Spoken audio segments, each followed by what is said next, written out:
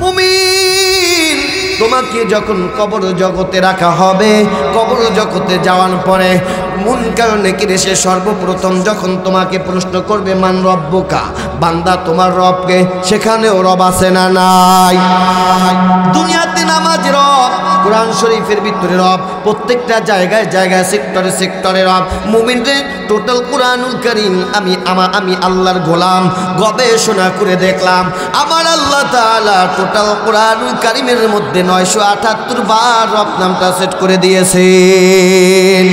তাহলে এক নাম্বার হায়াত হচ্ছে আলমে আরহা, দ্বিতীয় নম্বরে হায়াত হচ্ছে আলমে বুতুন, মায়ের পেটের জগৎ, তৃতীয় নম্বরে হায়াত হচ্ছে আলমে দুনিয়া, দুনিয়ার জগৎ, চতুর্থ নম্বর হায়াত হচ্ছে আলমে কবর, কবরের জগৎ, পঞ্চম নম্বর হায়াত হচ্ছে আলমে আখেরা, আখেরাতের জগৎ। হায়াত হচ্ছে কয়টা? ওরে মুমিন, ও বিদ্যু বাবাজিরা, ও মা বোনেরা, আমরা সবাই কিন্তু 3টা জগতের হায়াত শেষ করে ফেলেছি, আর মাত্র সামনে 2টা জগতের হায়াত আছে। মুমিন রে, কতদিন দুনিয়াতে বাঁচবো জানি না, এই দুনিয়াতে কিন্তু থাকতে পারবো না, থাকতে চাইলেও কিন্তু থাকার কোনো সিস্টেম নাই, বাঁচতে চাইলেও বাঁচার কোনো সিস্টেম নাই, পরকালে কিন্তু যাওয়াই লাগবে। এই জন্য আল্লাহ বলছেন আল্লাযী খলাকাল মাউতা ওয়াল হায়াতা, আমি আল্লাহ তাআলা মরণ বানালাম, জীবন বানালাম। ওরে মুমিন, এই পৃথিবীতে যত মানুষ আসুক না কেন, যত ক্ষমতাশীল মানুষ হোক না কেন, বলেন তো দেখি তার মরা লাগবে কি লাগবে না? আল্লাহ বলেন কুল্লু নাফসিন যায়িকাতুল মউত, প্রত্যেকটা প্রাণীর মৃত্যু স্বাদ গ্রহণ করা লাগবে। কথা বলেন ঠিক কিনা? ইযা আজালুহুম লা ইস্তাখিরুনা সাআতাও ওয়া লা ইস্তাকদিমুন। বান্দা, তোমার মৃত্যু যখন সামনে এসে হাজির হবে, 1 সেকেন্ডের জন্য পিছানো হবে না, 1 সেকেন্ডের জন্য আগানো হবে না। মৃত্যু হওয়া লাগবে কি লাগবে না? মরণ থেকে পালাও তুমি, মরণ তোমায় লইবে ঘিরি, যদিও সেথায় আকাশ পানে, পালাও তুমি লাগিয়ে সিঁড়ি। কথা বলেন ঠিক কিনা? এই মহারোগের নাই কোনো চিকিৎসক, নাহি ঔষধ জগতে, পালাইয়া কাতর হইলে কি হবে, পারিবে না বাঁচিতে। এজন্য আল্লাহর নবী বিশ্ব নবী রাহমাতুল আলামিন বলেছেন, লা ইয়াকউদু কওমুন ইয়াযকুরুনাল্লাহ ইল্লা হাফাতুহুমুল মালাইকা ওয়া গাশিয়াতুহুমুর রাহমা ওয়া নাযালাত আলাইহিমুস সাকিনা ওয়া যাকারাহুল্লাহু ফী মান ইনদা। আল্লাহর নবী বিশ্ব নবী রাহমাতুল আলামিন বলেছেন, দুনিয়ার কোথাও যদি বান্দা কোরআনের আলোচনা করা হয়, হাদিসের আলোচনা করা হয়, বিশ্ব নবী বলেছেন ওই জায়গাটা জান্নাতের বাগান হয়ে যায়। বান্দা যখন মাহফিল শোনার জন্য বাড়ির থেকে রওনা করে, আল্লাহ পাক রব্বুল আলামিনের ফেরেশতারা, আল্লাহ পাক রব্বুল আলামিন ফেরেশতাদেরকে ডাক দিয়া বলেন, ও ফেরেশতারা যাও যাও, যেই বান্দা মাহফিলের আলোচনা শোনার জন্য, কোরআনের আলোচনা শোনার জন্য, হাদিসের আলোচনা শোনার জন্য মাহফিলে রওনা করেছে, ওই বান্দার প্রত্যেকটা কদমের বিনিময়ে 10-10টি করে নেকি লিখে দাও। বান্দা যখন মাহফিলে এসে বসে যায়, হাঁটা বন্ধ করে দেয়, আল্লাহ পাক রব্বুল আলামিনের ফেরেশতারা আল্লাহ পাক রব্বুল আলামিনকে ডাক দিয়ে বলে, মালিক তোমার বান্দারা তো মাহফিলে এসে বসে গেছে, হাঁটা বন্ধ করে দিয়েছে। আল্লাহ নেকি লেখা বন্ধ করে দিব কিনা? আল্লাহ পাক রব্বুল আলামিন ডাক দিয়ে বলেন, না রে ফেরেশতা, না না না, আমার বান্দা মাহফিলে বসে গেছে, হাঁটা বন্ধ করে দিয়েছে, নেকি লেখা বন্ধ করে দিও না। ওই বান্দা মাহফিল শোনার পর, বক্তার কথা শোনার পরে যখন মাঝে মধ্যে হানা, মাঝে মধ্যে সুবহানাল্লাহ, মাঝে মধ্যে আলহামদুলিল্লাহ আওয়াজ দিবে গো, ওই বান্দার প্রত্যেকটা শ্বাস প্রশ্বাসের বিনিময়ে 10-10টি করে নেকি লিখে দাও। শুধু তাই নয় রে বান্দা, আমরা যারা এখানে বসে গেছি, আমাদের চতুর্পাশে এসে রহমতের ফেরেশতারা ঘেরাও করে দাঁড়িয়ে গেছেন। একজনের কাঁধের উপরে আর একজন দাঁড়াইতে দাঁড়াইতে আল্লাহর আরশ পর্যন্ত চলে গিয়েছে। আল্লাহ পাক রব্বুল আলামিন জানার পরেও তারপরেও আল্লাহ তাআলা ফেরেশতাদেরকে জিজ্ঞাসা করেন, ও ফেরেশতারা, আমার বান্দারা মাহফিলে চতুর্পাশে কেন বসে গেছেন? ফেরেশতারা ডাক দিয়ে বলে, আল্লাহ, আপনার বান্দারা আপনাকে চায়, আপনার জান্নাত চায়, জাহান্নাম থেকে নাজাত চায়। আল্লাহ পাক রব্বুল আলামিন ফেরেশতাদেরকে ডেকে বলেন, ও ফেরেশতারা রে, আমার বান্দারা আমি আল্লাহকে দেখছে নাকি? বলে না, দেখে নাই। আমার বানানো জান্নাত দেখছে নাকি? বলে না, দেখে নাই। আমার বানানো জাহান্নাম দেখছে নাকি? বলে না, দেখে নাই। ও ফেরেশতারা, তোমরা সাক্ষী থাকো, যেই বান্দারা আমি আল্লাহকে না দেখিয়া, আমার বানানো জান্নাত জাহান্নাম না দেখিয়া, জাহান্নামকে ভয় করিয়া, আমি আল্লাহ তাআলার মায়ায় পড়িয়া, যারা এই দোকানদারওয়ালা দোকানদারি বন্ধ করে, কৃষকওয়ালা কৃষিকাজ বন্ধ করে, ড্রাইভারওয়ালা ড্রাইভারিং বন্ধ করে এই মাহফিলের ভিতরে বসে গেছে, ওই বান্দার জীবনের সমস্ত গুনাহ খাতাগুলো আমি আল্লাহ রাব্বুল আলামিন ধুইয়া মুছা পাক পবিত্র বানাইয়া, আমি আল্লাহ তাআলা ওই বান্দাকে আমার জান্নাতি কোলে কুদরতি কোলে তুলে নিলাম। কুরআনুল কারীম জানিয়েছেন, ফাউলাইকা ইউবাদদিলুল্লাহু সাইয়্যাতিহিম হাসানাত ওয়া কানাল্লাহু গফুরুর রহিমা।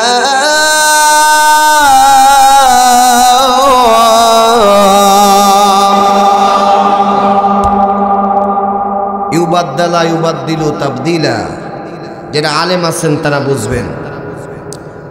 আল্লাহ বলছেন, বান্দার আমি আল্লাহ তাআলা যতগুলো গুনাহ আছে, যতগুলো পাপ কাজ আছে, মাহফিলে বসার কারণে আমি আল্লাহ তাআলা খুশি হইয়া, বান্দা যখন মাহফিলে শেষ পর্যন্ত বসবে, যখন তওবা করবে, গুনাহের জন্য অনুশোচিত হবে, অনুতপ্ত হবে, ওই বান্দার জীবনের সমস্ত গুনাহগুলো নেকি দ্বারা পরিবর্তন করে দিব। একটু আস্তে বলেন আল্লাহু আকবার। তাহলে আমরা এখানে আসতে পেরে খুশি না বেজার? সম্মানিত উপস্থিতি, আমি আপনাদের সম্মুখে সূরাতুল মুলক তেলাওয়াত করেছি, পরিচিত একটা সূরা। এটা 29 নম্বর পারায় অবস্থিত। এই সূরাতুল মুলকের ভিতরে মোট আয়াত রয়েছে 30টা। কয়টা বলেন? মাস হয় কয় দিনে? একটা করে আয়াত প্রতিদিন মুখস্থ করলে সূরা মুলক মুখস্থ করতে সময় লাগবে 30 দিন। কথা বলেন ঠিক কিনা? সূরাতুল মুলক কারো যদি মুখস্থ থাকে উপকার কি দেখেন। বিশ্বনবী বলেছেন, কোনো বান্দা যদি প্রতিদিন এশারের নামাজ আদায় করার পরে সূরাতুল মুলক তেলাওয়াত করে, এশারের নামাজ আদায় করার পরে প্রতিদিন যদি কেউ সূরাতুল মুলক তেলাওয়াত করে, ওই বান্দা যখন দুনিয়া থেকে বিদায় হয়ে যাবে, কবরের মধ্যে যখন মুমিনকে রাখা হবে, মুনকার নেকির আসার আগেই এই সূরাতুল মুলকটা একটা পাখির আকৃতি ধারণ করে কবরের মধ্যে এসে দাঁড়িয়ে যাবে। আল্লাহু আকবার বলেন। মুনকার নেকির এসে যখন প্রশ্ন করবে, মান রব্বুকা, তোমার রব কে? ওমান দিনুকা, তোমার নবী, তোমার দিন কি? ওমান নাবিউকা, তোমার নবী কে? প্রশ্ন করার সঙ্গে সঙ্গে পাখিটা নিজে জবাব দিয়ে দিবে, কাকে প্রশ্ন করতেছো? কাকে প্রশ্ন করতেছো? এ তো আল্লাহর গোলাম, প্রতিদিন আমাকে তেলাওয়াত করত দুনিয়াতে থাকা অবস্থায়। সুতরাং আমি তো তার সাথী, আমি তার সঙ্গী। এই বান্দার যতগুলো প্রশ্ন আছে প্রত্যেকটা প্রশ্নের জবাব আমি সূরা মুলক দিয়ে দিলাম। আল্লাহু আকবার। এতটুকুই শেষ নয়, বান্দা হাসর, মিজান, ফুলসিরাত যতটা জায়গায় ভেজালে পড়বে, যতটা জায়গায় সমস্যা পড়বে, এই সূরাতুল মুলক ততক্ষণ পর্যন্ত বান্দার থেকে বিন্দু পরিমাণ পিছনে সরবে না যতক্ষণ পর্যন্ত বান্দা আল্লাহ জান্নাতে পৌঁছাতে না পারবে। আল্লাহ তাআলার সাথে ডিবেট করে, ঝগড়া করে এই বান্দাকে আল্লাহ জান্নাত পর্যন্ত পৌঁছে দিবেন। আল্লাহু আকবার। তাহলে অত্যন্ত ফজিলাতপূর্ণ একটা সূরা না? এখন আছেন, মুলক শব্দের অর্থ হচ্ছে ক্ষমতা। মুলক শব্দের অর্থ কি? মুলক শব্দের অর্থ হচ্ছে ক্ষমতা। সূরাতুল মুলক, মুলক মানে ক্ষমতার সূরা। আল্লাহ তাআলা ক্ষমতা নামেরও একটা সূরা কুরআনুল কারীমের মধ্যে নাজিল করে দিয়েছেন। সুবহানাল্লাহ। এই সূরার শুরুতে আল্লাহ কি বলেছেন শুনুন। আল্লাহ বলেন, তাবারাকাল্লাযী, বরকতময় সেই আল্লাহ, বিয়াদিহিল মুলক, যার হাতে ক্ষমতা। একটু আওয়াজ দিয়ে বলেন তো দেখি বান্দা, ক্ষমতা কার হাতে? আল্লাহ বলেন, কুলিল্লাহুম্মা মালিকাল মুলকি তুতিল মুলকা মান তাশা ওয়া তানজিউল মুলকা মিম্মান তাশা ওয়া তুইজ্জু মান তাশা ওয়া তুযিল্লু মান তাশা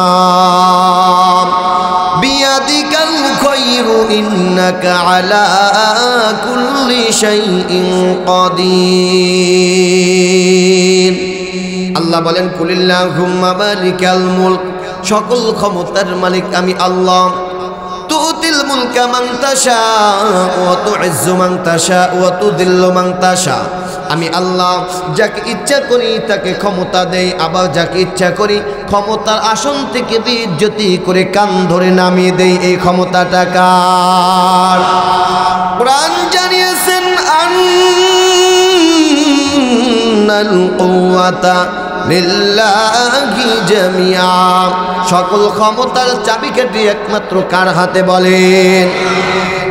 আল্লাহ বলেন, মুমিন জানো জানো আমি আল্লাহ তাআলা কত ক্ষমতার মালিক, কত ক্ষমতার মালিক।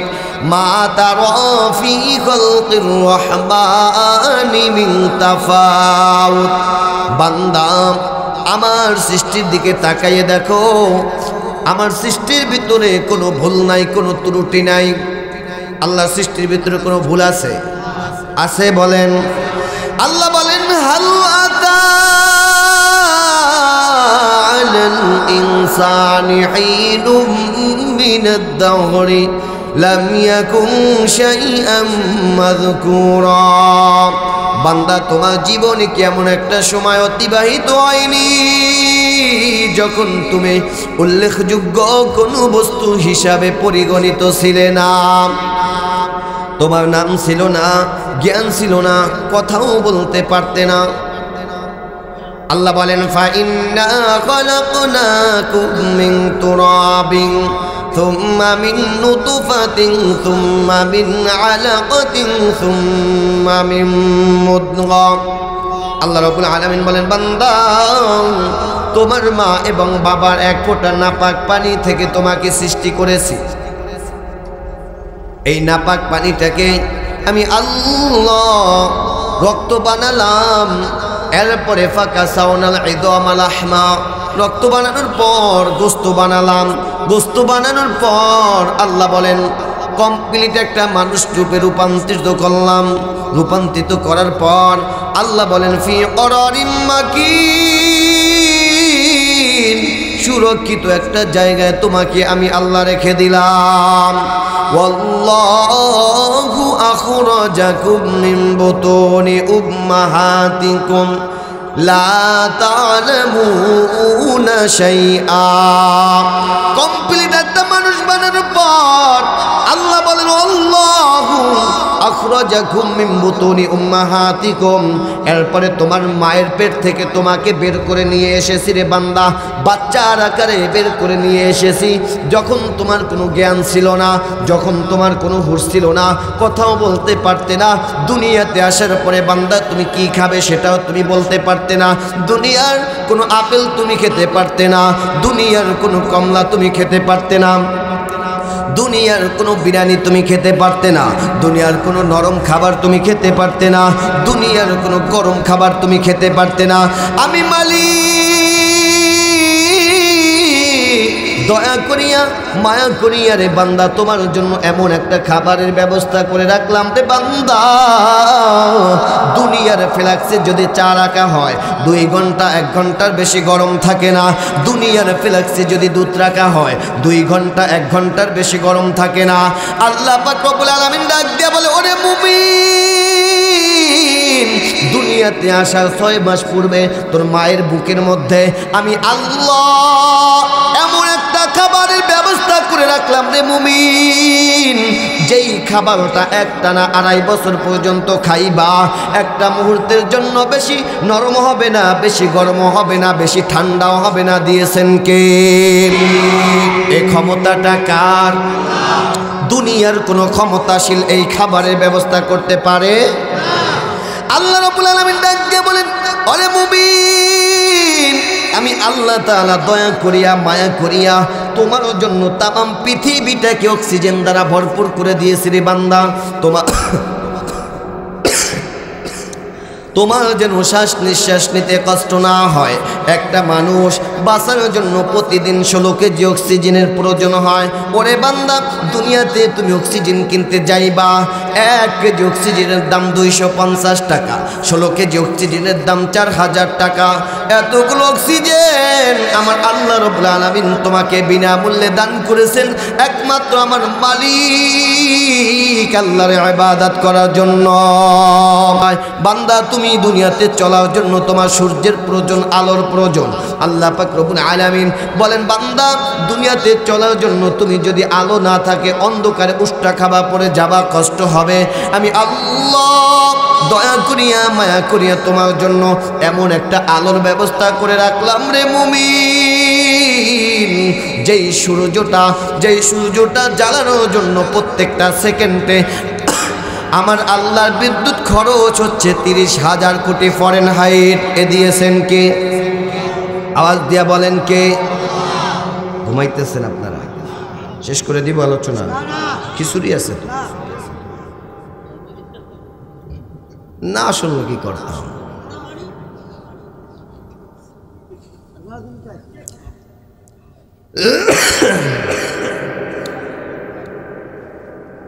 সম্মানিত উপস্থিতি, তাহলে আলো দিয়েছেন কে? দিয়েছেন বলেন? আল্লাহ রাব্বুল আলামিন ডাক দিয়ে বলেন, ওরে মুমিন, আমি আল্লাহ তাআলা কত ক্ষমতার মালিক। হেদায়েতের ক্ষমতা কার হাতে? আওয়াজ দিয়ে বলতে হবে। একটা আওয়াজও বন্ধ রাখবেন না, একটা জবানও বন্ধ রাখবেন না। আওয়াজ দিয়ে বলেন, হেদায়েতের ক্ষমতা কার? আল্লাহ বলেন, মাই ইউদলিলিল্লাহু ফালা মুদিল্লা লাহু ওয়া মান ইউদলিলহু ফালা হাদিয়া লাহু। আমি আল্লাহ কাউকে যদি গোমরাহ করে দেই, তামাম পৃথিবীর কোনো মানুষ তাকে হেদায়েত দিতে পারবে না। আর আমি মালিক যদি কাউকে হেদায়েত দান করি, কেউ গোমরাহ করতে পারবে না। পারবে? মাই ইউদলিলিল্লাহু ফালা মুদিল্লা লাহু ওয়া মান ইউদলিলহু ফালা হাদিয়া লাহু। হেদায়েতের মালিক কে? না কোনো খাজা বাবায়, দয়াল বাবায়, কোনো পীরের কাছে হেদায়েত আছে কি? অথচ আমাদের দেশে কিছু মানুষ আছে যারা পীরের পায়ে গিয়া সিজদা দেয়, তার কাছে গিয়া দোয়া চায়, আছে না নাই? তার কাছে গিয়ে কি সুন্দর গান গায়, কয় আল্লাহ ধন্য পীরে দিয়া, আল্লাহ গেছেন গায়েব হইয়া, নবীর দন খাজারে দিয়া, নবী গেছেন খালি হইয়া। নাউজুবিল্লাহ। নবী বলে খালি হয়ে গেছে। এবার নবীর ধন খাজায় পাইয়া বৈশা রইছে আজমিরে, কেউ ফিরে না খালি হাতে। বাবারে তোর দরবারে টুন টুন আছে না নাই? অথচ বলা উচিত ছিল আল্লাহ তোমার দরবারে কেউ ফিরে না খালি হাতে। আর বাবা তোমার দরবারে মাটির হাড়ি লইয়া দৌড়াদৌড়ি করে, একটু যদি খিচুড়ি কম পড়ে কিলা কিলির ধম পড়ে। আল্লাহ তোমার দরবারে কেউ ফিরে না খালি হাতে। কথা বলেন ঠিক কিনা? হেদায়েত গিয়া চায় খাজার কাছে, দরবারের কাছে। আবার কি সুন্দর গান গায়, দয়াল বাবা কেবলা খাবা আইনাল কারিগর, আয়না বসাইয়া দে মোর কলবের ভিতর। বাবারে আয়না বসাইয়া দে মোর কলবের ভিতর। আছে না নাই? আমি বলি দয়াল বাবা বন্ড বাবা দেখলে লাগে ডর, দয়াল বাবা বন্ড বাবা দেখলে লাগে ডর। ফেরেশতারা গুর্জ মারবে কবরের ভিতর। বাবারে ফেরেশতারা গুর্জ মারবে কবরের ভিতর। কথা বলেন ঠিক কিনা? বাবাই তোমার এমন গুণী, মুত্তা বাবাই লয় না রে পানি, খালি করে টানা টানি পর্দার ভিতর। বাবারে খালি করে টানা টানি পর্দার ভিতর। বাবারে ফেরেশতারা গুর্জ মারবে কবরের ভিতর। বাবারে ফেরেশতারা গুর্জ মারবে কবরের ভিতর। কথা বলেন ঠিক কিনা? বলতেছিলাম হেদায়েতের মালিক কে? আল্লাহ নবী, বিশ্ব নবী রহমাতুল্লিল আলামিনের আপন চাচা আবু তালিব নবীকে এত মোহাব্বত করত, ভালোবাসত। আবু তালিব দুনিয়া থেকে বিদায় হয়ে যাওয়ার পূর্বে অসুস্থ মৃত্যু সজ্জায় বিশ্ব নবী আবু তালিবের কাছে গিয়া বলতেছে, ইয়া আবদি আবি তালিব লা ইলাহা ইল্লাল্লাহ কালিমাতান আশহাদু আল্লাকা বিহা ইনদাকা ইয়াউমাল কিয়ামাহ। হে আবু তালিব, চাচা গো আপনি তো দুনিয়া থেকে বিদায় হয়ে যাচ্ছেন মৃত্যু সজ্জায়। চাচা গো আপনি যদি ঈমান নিয়ে যদি কবরে যান, আপনার জন্য জান্নাত। আপনি শুধু বলেন লা ইলাহা ইল্লাল্লাহ মুহাম্মাদুর রাসূলুল্লাহ বলা লাগবে না, আপনি শুধু বলেন লা ইলাহা ইল্লাল্লাহ। আমি বিশ্ব নবী আপনাকে সুপারিশ করে কাল কিয়ামতের ময়দানে জান্নাতে নিয়ে যাব। পাশে ছিল আবু সুফিয়ান, আবু জাহেল, উতবা, সাইবা। ডাক দিয়া বলতেছে, নেতা ও নেতা, আপনি কালেমা পড়বেন। সারাটা জীবন আপনাকে নেতা মানতাম, আপনার পিছনে পিছনে কথা বলতাম, আপনার পক্ষে কথা বলতাম। আর আপনি যদি শেষ পর্যন্ত মুহাম্মাদের কাছে হেরে যান, আত্মসমর্পণ করেন, তাহলে তো সারা জীবন লোকেরা আপনাকে কাপুরুষ বলে ডাকবে। আপনি কি চান আপনার বাপ দাদার ধর্মের মুখে চুনকালি লাগাইতে? হয় না। তাহলে আবু তালিব ডাক দিয়া বলে, মুহাম্মদ তুমি যে ধর্মের কথা বলো, ইসলামের কথা বলো, এটা তো সত্য কথা, তা কিন্তু মানি না। আমি কালেমা পড়ব না। আবু তালিব এই কথা বলার সঙ্গে সঙ্গে বিশ্ব নবীর মনটা খারাপ হয়ে গিয়েছে, চেহারাটা মলিন হয়ে গিয়েছে। সঙ্গে সঙ্গে আল্লাহ পাক রব্বুল আলামিন জিবরাইলকে ডাক দিয়া বলে, জিবরাইল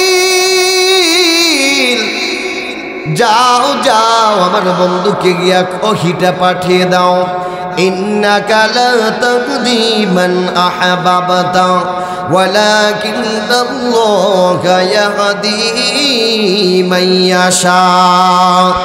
ওগো নবী, হেদায়েতের মালিক তো আপনি নয়, হেদায়েতের ক্ষমতা আপনার হাতে নয়। আপনি ইচ্ছা করলেও আপনি কাউকে হেদায়েত দিতে পারবেন না, এমনকি আপনার আপন চাচাকেও আপনি হেদায়েত দিতে পারবেন না।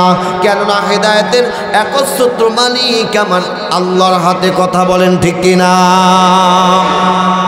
এজন্য মুমিন, হেদায়েতের ক্ষমতা একমাত্র আল্লাহ তাআলার হাতে। এরপরে দেখেন আল্লাহ তাআলার হাতে আর কিসের ক্ষমতা? রিজিকের ক্ষমতা কার হাতে? না দুনিয়ার কোন সরকারের কাছে? হ্যাঁ, কুরআনুল কারীম জানিয়েছেন, ওয়ামা মিন দাব্বাতিন ফিল আরদি ইল্লা আলাল্লাহি রিজকুহা। পৃথিবীতে যত বিচরণশীল প্রাণী আছে প্রত্যেকটা প্রাণীর রিজিকের দায়িত্বটা কার হাতে? এই রিজিকের দায়িত্বটা আল্লাহ পাক রব্বুল আলামিন প্রধানমন্ত্রীর হাতেও দেন নাই, দিয়েছেন। বর্তমান প্রধানমন্ত্রীর হাতে যদি আল্লাহ তাআলা রিজিকের দায়িত্বটা দিতেন, তাহলে বিরোধী দলীয় যত লোক ছিল 5 বছরের জন্য না খাইয়া মরত। আবার যদি বিএনপির কোনো প্রধানমন্ত্রীর হাতে আল্লাহ তাআলা রিজিকের দায়িত্বটা দিত, তাহলে আওয়ামী লীগের যতগুলো লোক ছিল 5 বছরের জন্য না খাইয়া মরত। কথা বলেন ঠিক কিনা? কেননা আল্লাহ রাব্বুল আলামিন ভালো করে জানেন পৃথিবীর সমস্ত মানুষ হচ্ছে হিংসা পরায়ণ। হিংসার জন্য শুধু জলে পাশাপাশি বাড়ি, একজনে আওয়ামী লীগ করে আর একজন বিএনপি করে, এই জন্য 5 বছরের জন্য কথা বলে না। আছে না নাই? আল্লাহ জানেন রিজিকের দায়িত্বটা পৃথিবীর কোনো মানুষের হাতে দেওয়া যাবে না। এই রিজিকের দায়িত্বটা দুনিয়ার কোনো পুলিশের হাতেও দেন না, দিছেন। পুলিশ আল্লাহর ওলি না? হ্যাঁ, ঘুষ খাইতে খাইতে খাইতে খাইতে শেষ পর্যন্ত কয় বিড়িও ঘুষ খায়, খায় কি না? বিড়িও যদি না পায় শেষ পর্যন্ত জামাটা উস্কেই দেয়, কয় তাহলে চুলকেই দিয়ে যা, কয় কি না? এই জন্য পুলিশের হাতেও আল্লাহর। আবার সব পুলিশ খারাপ না, কিছু পুলিশ আছে ভালো, কিন্তু আমার থেকে পুলিশে অনেক খাইছে। এই কিছুদিন আগেও গাড়িতে 7,000 টাকা পুলিশে খাওয়াইছি, কর্ম কি এখন ওই খাইছে বলে। এই 27 তারিখে আমার ইন্ডিয়া প্রোগ্রাম ছিল, যাবার সময় ওই যে ইমিগ্রেশনের সময় ওখানেও খাইছে, খায় ওরা, আবার জায়েজ করেও খায়। আমার থেকে খাইছে, শোনেন, খাওয়ার পরে আমার থেকে টাকা নিছে, নেওয়ার পরে আমার কাছে হুজুর ধন্যবাদ জানাইন। মানে আমি ও পাশে যাব, বর্ডার ক্রস করে ইন্ডিয়া ঢুকবো, আমার ওনার কাজ হয়েছে আমার পাসপোর্টের উপরে একটা শুধু সিল দেব, আমি বৈধভাবে পরে যাচ্ছি। তো উনি এই ভুল ওই ভুল বোঝেন না, পুলিশের কত ভুল ধরে সরে আমার বলতেছে সমস্যা তো বেশি, টাকা লাগবে। আমি কই বুঝলাম না, কয় টাকা লাগবে। আমি কই কে? আমি তো আমার এখানে যখন আমি আবেদন করছি আমার ভিসা প্রসেসিং সব আমার বৈধতা আছে এখানে, আপনার তো এগুলো দেখার দরকার, আপনি শুধু দেখবেন যে ভিসা ঠিক আছে কিনা, আপনি শুধু সিগনেচার দেবেন। কয় না আর পরও লাল লাগবো। পরে আমি বের করে 100 দিয়ে দিলাম। তো 100 আবার হাতে দেই না, সবাই হাতে দেয়, আমি হাতে দেই না, আমি টেবিলের উপরে এরকম রাখছি। রাখার পরে টাকাটা নিয়ে কয় ধন্যবাদ দেন। আমার কয় ধন্যবাদ জানাইন। আমি কইলাম ধন্যবাদ কেন স্যার? আপনি তো ঘুষ দিলেন, আবার ধন্যবাদ স্যার। কত বড় বেহায়া এখন! হায় হায়! ওই যে একটা লোক গরু বিক্রি করে বাড়িতে রওনা করছে, 10,000 টাকা গরু বিক্রি করছে, প্রতিমধ্যে ডাকাতের সাথে সাক্ষাৎ। ডাকাত, ওই বেড়া তোর কি আছে দে, সব দে। ডাকাতের ভয়তে, ছুরির ভয়তে, অস্ত্রের ভয়তে টাকা টাকা গরু বিক্রি করা যা ছিল সব দিয়ে দিছে। তো ডাকাত তো যাইতেছে, হুজুর মানুষ ওনেও আইতে যাচ্ছে। হঠাৎ করে আবার মনে পড়ছে, হায় হায়, হুজুর মানুষের থেকেও খামু, আল্লাহ তো সইব না, এরিয়ারে জায়েজ করে লয়, জায়েজ করে হুজুর। তো হুজুরে ডাকে, আবার ডাকেন কা স্যার, আমার দ্বারা যা ছিল সব তো দিয়েই দিলাম, আবার কি? কয় না, এখন আবার ছুরি গলায় ধরিয়া কয় যে যেই টাকা সব দিছো এই সব দাবি ছাইড়ে দিছি। এখন কি করবে? জীবন বাঁচানোর তাগিদে তারপরে এখনকার থাক সমস্যা নাই, আমি সব দাবি ছাইড়ে দিছি। সব দাবি কি করছে? আসলে কি ছাড়ছে? জীবন বাঁচানোর তাগিদে বলছে যে আসলে ছাড়ছে। তা আমার থেকেও টাকা নিয়ে কয় ধন্যবাদ জানাই। কত বড় বেহায়া!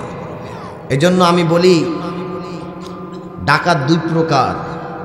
এক প্রকার ডাকাত হচ্ছে অস্ত্রের ডাকাত, পথে ঘাটে রাতের অন্ধকারে মানুষের গলায় ছুরি ধরে টাকা নেয়। আর এক প্রকার ডাকাত হচ্ছে কলমের ডাকাত, চেহারে বসে বসে শুধুমাত্র একটা কাগজে একটা সিগনেচার করবে, এই সিগনেচারটা করেই জনগণের কোটি কোটি মাল আত্মসাৎ করে। কথা বলেন ঠিক কিনা? এই জন্য আল্লাহ পাক রব্বুল আলামিন দুনিয়ার কোনো মানুষের হাতে রিজিকের দায়িত্বটা দেন নাই। যদি দিতেন তাহলে অবস্থাটা ওই করোনার মতো হইতেন। ওই যে করোনার সময় আমাদের মাননীয় প্রধানমন্ত্রী তৈল দিয়েছিলেন অসহায় মানুষের জন্য। কিছু নেতারা তৈল নিয়ে খাটের মধ্যে ঢুকাইছে। আমি তো তখন ঢাকার ভিতরে আমার প্রোগ্রাম ছিল, তখন আমি বলেছিলাম মাননীয় প্রধানমন্ত্রী যদি এই জনগণের জন্য যদি একটেরা করোনা আনতো বাহিরের রাষ্ট্র দিয়ে, এও কিছু কুচক্র ভাগ করে খাইতো, করোনাও খাইতো। কথা কয় না? রাগ করতেছেন? তাহলে রিজিকের ক্ষমতা কার হাতে? এরপরে আল্লাহ বলেন, আল্লাহ তাআলাকে যখন এখন আমরা প্রশ্ন করি, আয় রাব্বে কারীম, আপনি তো রিজিকের মালিক, হেদায়েতের মালিক, ক্ষমতার মালিক, আর কিসের মালিক? আল্লাহ বলেন, আল্লাযী খলাকাল মাউতা ওয়াল হায়াতা, আমি আল্লাহ তাআলা মরণ বানালাম, জীবন বানালাম। মরণ বানিয়েছেন কে? সবাই আওয়াজ দিয়ে বলেন, মরণ বানিয়েছেন কে? হায়াত বানিয়েছেন কে? আমাদের হায়াত হচ্ছে 5 প্রকার।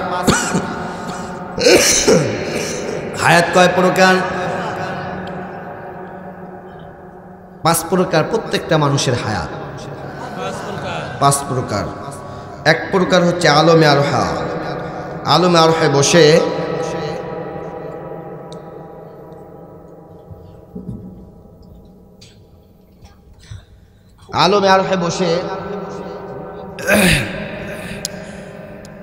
আল্লাহ পাক রব্বুল আলামিন সমস্ত রূহ জগৎকে একত্রিত করে প্রশ্ন করেছিল, আলাস্তু বিরব্বিকুম, আমি কি তোমাদের রব নই? আমি কি তোমাদের পালনকর্তা নই?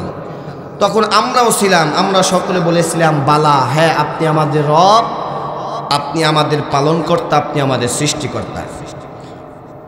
আল্লাহ পাক রব্বুল আলামিন তখন বান্দাদেরকে ডাক দিয়ে বলেন, না, এখানে বসে যদি বলো আমি সৃষ্টিকর্তা, তাহলে তোমাদেরকে মার্ক দেওয়া যাবে না, জান্নাত দেওয়া যাবে না, দুনিয়াতে যাওয়া লাগবে। দুনিয়াতে যাওয়ার পরে যেই বান্দা এই রব নামের উপরে ইস্তেকামাত থাকবে, দাঁড়িয়ে থাকবে, আমি মালিক ওই বান্দার জন্য জান্নাতের উচ্চ মাকাম দান করে দিব। জোরে বলে সুবহানাল্লাহ। ওরে মুমিন, বান্দা যেন দুনিয়াতে আসার পরে ওই যে আলমে আরহায় বসে যে রব নামটা স্বীকার করেছিলাম, এই রব নামটাকে যেন ভুলে না যায়। এই জন্য প্রত্যেকটা জায়গায়, প্রত্যেকটা সেক্টরে, প্রত্যেকটা মোড়ে মোড়ে আল্লাহ রাব্বুল আলামিন রব নামটা সেট করে দিয়েছেন। প্রমাণ নেন, আল্লাহ রাব্বুল আলামিন সর্বপ্রথম দুনিয়াতে যে আয়াতটা নাজিল করেছেন, ইকরা বিসমি রাব্বিকাল্লাযী খলাক, রাব্বিকাল্লাযী, এখানে রব আছে না নাই? এরপরে দেখেন, আপনি যখন কোরআনুল কারীম তেলাওয়াত করতে যাবেন, এই কোরআনুল কারীমের মধ্যে সর্বপ্রথম সূরা হচ্ছে সূরাতুল ফাতিহা। এই সূরার ভিতরে আল্লাহ বলেন, আলহামদুলিল্লাহি রাব্বিল আলামিন। রব্বিল, এখানে রব আছে না নাই? আবার যখন আপনি কোরআন শরীফের ভিতরে সর্বশেষ সূরা নাস তেলাওয়াত করতে যাবেন, কুল আউযু বিরাব্বিন নাস, এখানেও রব আছে না নাই? এরপর যখন বান্দা নামাজের ভিতরে দাঁড়াও, নামাজের ভিতরে দাঁড়ানোর পরে বলো আলহামদুলিল্লাহি রাব্বিল আলামিন, সর্বপ্রথম সূরা। কথা বলেন ঠিক কিনা? এরপরে যখন মুমিন রুকুতে যাওয়ার পরে বলো সুবহানা রব্বিয়াল আযীম, এখানেও রব আছে না নাই? এরপরে বান্দা যখন রুকু থেকে ওঠার পরে বলো রব্বানা লাকাল হামদ, এখানেও রব আছে না নাই? এরপরে বান্দা রাখলাম রুকু, এরপরে যখন সিজদায় যাওয়ার পরে বলো সুবহানা রব্বিয়াল আলা, এখানেও রব আছে না নাই? রাখলাম সিজদা, নামাজ শেষ করার পর যখন বান্দা তুমি মোনাজাতটা ধরো, মোনাজাতে বড় রব্বানা যালামনা আনফুসানা, এখানেও রব আছে না নাই? রাখলাম নামাজ। মুমিন, তোমাকে যখন কবর জগতে রাখা হবে, কবর জগতে যাওয়ার পরে মুনকার নেকির এসে সর্বপ্রথম যখন তোমাকে প্রশ্ন করবে মান রব্বুকা, বান্দা তোমার রবকে, সেখানেও রব আছে না নাই? দুনিয়াতে নামাজ রব, কোরআন শরীফের ভিতরে রব, প্রত্যেকটা জায়গায় জায়গায় সেক্টরে সেক্টরে রব। মুমিনরে টোটাল কোরআনুল কারীম আমি আল্লাহর গোলাম গবেষণা করে দেখলাম, আমার আল্লাহ তাআলা টোটাল কোরআনুল কারীমের মধ্যে 978 বার রব নামটা সেট করে দিয়েছেন। তাহলে এক নাম্বার হায়াত হচ্ছে আলমে আরহা, দ্বিতীয় নাম্বারে হায়াত হচ্ছে আলমে বুতুন, মায়ের পেটের জগৎ, তৃতীয় নাম্বারে হায়াত হচ্ছে আলমে দুনিয়া, দুনিয়ার জগৎ, চতুর্থ নাম্বার হায়াত হচ্ছে আলমে কবর, কবরের জগৎ, পঞ্চম নাম্বার হায়াত হচ্ছে আলমে আখেরা, আখেরাতের জগৎ। হায়াত হচ্ছে কয়টা? ওরে মুমিন, ও বিন্দু বাবাজিরা, ও মা বোনেরা, আমরা সবাই কিন্তু 3টা জগতের হায়াত শেষ করে ফেলেছি, আর মাত্র সামনে 2টা জগতের হায়াত আছে। মুমিন রে, কতদিন দুনিয়াতে বাঁচবো জানি না, এই দুনিয়াতে কিন্তু থাকতে পারবো না, থাকতে চাইলেও কিন্তু থাকার কোনো সিস্টেম নাই, বাঁচতে চাইলেও বাঁচার কোনো সিস্টেম নাই, পরকালে কিন্তু যাওয়াই লাগবে। এই জন্য আল্লাহ বলছেন আল্লাযী খলাকাল মাউতা ওয়াল হায়াতা, আমি আল্লাহ তাআলা মরণ বানালাম, জীবন বানালাম। ওরে মুমিন, এই পৃথিবীতে যত মানুষ আসুক না কেন, যত ক্ষমতাশীল মানুষ হোক না কেন, বলেন তো দেখি তার মরা লাগবে কি লাগবে না? আল্লাহ বলেন কুল্লু নাফসিন যায়িকাতুল মউত, প্রত্যেকটা প্রাণীর মৃত্যু স্বাদ গ্রহণ করা লাগবে। কথা বলেন ঠিক কিনা? ইযা জাআ আজালুহুম লা ইস্তাখিরুনা সাআতাও ওয়া লা ইস্তাকদিমুন। বান্দা, তোমার মৃত্যু যখন সামনে এসে হাজির হবে, 1 সেকেন্ডের জন্য পিছানো হবে না, 1 সেকেন্ডের জন্য আগানো হবে না, মৃত্যু হওয়া লাগবে কি লাগবে না? মরণ থেকে পালাও তুমি, মরণ তোমায় লইবে ঘিরি, যদিও সেথায় আকাশ পানে, পালাও তুমি লাগিয়ে সিঁড়ি। কথা বলেন ঠিক কিনা? এই মহারোগের নাই কোনো চিকিৎসক, নাহি ঔষধ জগতে, পালাইয়া কাতর হইলে কি হবে, পারিবে না বাঁচিতে। মুমিন বান্দা শোনো, আমরা তো দুনিয়ার সমস্ত মানুষ হইছি বোকা বোকা বোকা। কেন বোকা বলছি? আমরা সবাই মৃত্যু থেকে পালানোর জন্য চেষ্টা করি, কিন্তু আদৌ কেউ মৃত্যু থেকে বান্দা পালাতে পারবে না। যদি ইচ্ছা করি, যদি চাই, মৃত্যু থেকে নয় জাহান্নাম থেকে বাঁচার চেষ্টা করি। কথা বলেন ঠিক কিনা? এর মুমিন, মৃত্যু থেকে কখনো বাঁচা যাবে না, ইচ্ছা করলে জাহান্নাম থেকে বাঁচার উপায় আছে না নাই? কেননা মৃত্যু থেকে দুনিয়াতে যত নবী রাসূল পয়গম্বর যারা এসেছিল, তারাও কিন্তু মৃত্যু থেকে বাঁচতে পারে না, পেরেছিল কিনা? পয়গম্বর সুলাইমান, আল্লাহ তাআলা পয়গম্বর সুলাইমানকে এত ক্ষমতা দিয়েছেন, এত পাওয়ার দিয়েছেন, তামাম পৃথিবীটা 4 জন মানুষ শাসন করেছিলেন, তার ভিতরে একজন হচ্ছে পয়গম্বর সুলাইমান। এই পয়গম্বর সুলাইমান আল্লাহ রাব্বুল আলামিন এত পাওয়ার দিয়েছিলেন, পৃথিবীতে যতগুলো মাখলুকাত রয়েছেন, প্রত্যেকটা মাখলুকাতের ভাষা পয়গম্বর সুলাইমান বুঝতেন। বলেন তো দেখি, তার মরা লাগছে কি লাগছে না? ওই যে বাদশা যুলকারনাইন তামাম পৃথিবী শাসন করেছেন, এই বাদশা যুলকারনাইন, আপনি আমার দেশের সরকার কতটুকু জায়গার ক্ষমতাশীল, কিন্তু বাদশা যুলকারনাইন তামাম পৃথিবীতে শাসন করেছেন। এর মুমিন, এই বাদশা যুলকারনাইন দুনিয়া থেকে বিদায় হওয়ার পূর্বে সার্গিতদেরকে বলে গিয়েছেন, আমি দুনিয়া থেকে বিদায় হয়ে যাওয়ার পরে আমার কাফন থেকে দুইটা হাত বের করিয়া আমার এলাকার ভিতরে ঘুরাইবা, এলাকায় এলাকায় ঘুরাইবা, দেখাইবা। সার্গিতরা তাই করলো। যুলকারনাইন মারা যাওয়ার পরে কাফন থেকে দুইটা হাত বের করে এলাকায় এলাকায় ঘুরায়। তখন দুনিয়াদার লোকেরা ডাক দিয়া বলতেছে, তোরা দেখে যা, দেখে যা, তামাম পৃথিবী শাসন করেছে, তারপরে কোন শাসনের ক্ষমতার লোভ যায় নাই, দুইটা হাত বের কইরা দুনিয়ার মানুষের কাছে এখনো চায়। আল্লাহ ওয়ালারা ডাক দিয়া বলে, না রে মুমিন, না না, যুলকারনাইন এখন কিছুই চায় না, পৃথিবীর সমস্ত মানুষদেরকে বুঝাতে চায় তামাম পৃথিবীর শাসনকর্তা হইয়া তামাম পৃথিবীর শাসন করে শোষণ করে তাকাইয়া দেখ দুইটা হাত খালি হাতে কবরে যাচ্ছে। আল্লাহু আকবার। ওরে মুমিন, শুধু তাই নয়, আপনার আমার নবী বিশ্ব নবী রহমাতুল্লিল আলামিন, যাকে সৃষ্টি না করলে আসমান জমিন গ্রহ নক্ষত্র সৌর জগৎ নবমণ্ডল ভূমণ্ডল আদম হাওয়া জান্নাত জাহান্নাম আমার মালিক কিছুই সৃষ্টি করতো না, ওই বিশ্ব নবীরও দুনিয়া থেকে বিদায় হওয়া লাগছে কি লাগছে না? আল্লাহ নবী বিশ্ব নবী রহমাতুল্লিল আলামিন ইন্তেকালের কয়েকদিন পূর্বে এতটাই অসুস্থ হয়ে গিয়েছেন, এতটাই প্রেশান হয়ে গিয়েছেন। ফাতেমাকে ডেকে বলেন, ফাতেমা, আমার জীবন প্রদীপ নিভে যাওয়ার আর কিন্তু বেশি দিন বাকি নাই, অচিরে আমি দুনিয়া থেকে বিদায় হয়ে যাব। ফাতেমা, জিব্রাইল প্রতি বছর আমাকে একবার করে কোরআনুল কারীম খতম করে শোনাতেন, এই বছর জিব্রাইল 2 খতম কোরআনুল কারীম শুনিয়ে গিয়েছে।